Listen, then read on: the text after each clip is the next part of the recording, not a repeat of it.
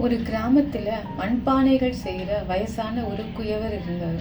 அவர் செய்யற மண்பானைகளை வாங்க பக்கத்து ஊர்கள்ல இருந்து கூட மக்கள் வருவாங்க. ஏன்னா மண்பானைகள் செய்யறதுல அவர் ரொம்ப சிறந்தவர். தன்னோட இந்த கலையை மற்றவங்களுக்கும் சொல்லி தந்தாரு. அதனால அவர்கிட்ட சில சீடர்களும் இருந்தாங்க. ஒரு நாள் அதுல ஒரு சீடன் ஒரு கேள்வி கேட்டான். குருவே, நம்ம எல்லா பானைக்கும் ஒரே மண்ணை தான் யூஸ் பண்றோம். ஆனா எல்லா பானையும் ஒரே மாதிரி இல்லையே, ஏன்னா? குயவர் உடனே அதுக்கு பதில் சொல்லலை. அந்த சீடனை கூப்பிட்டு அங்கே இருக்கிற களிமண்ணை எடுத்துட்டு வாயேன்னு சொன்னார். அந்த களிமண்ணை சக்கரத்து மேலே வச்சார்.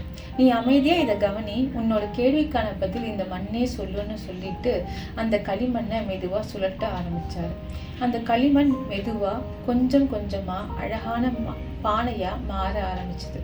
சில இடங்களில் அதை மெதுவாக தட்டினாரு. தேவைப்படும் இடங்களில் கொஞ்சம் களிமண்ணை எடுத்தார். இன்னும் சில இடங்களில் மெதுவாக தண்ணீர் தெளித்தார். அந்த சீடனுக்கு எதுவும் புரியாமல் அமைதியாக அதை கவனிச்சுட்டே இருந்தான். கொஞ்ச நேரம் அமைதியா இருந்துட்டு, குருவே, எனக்கு ஒண்ணுமே புரியலையேன்னு கேட்டான்.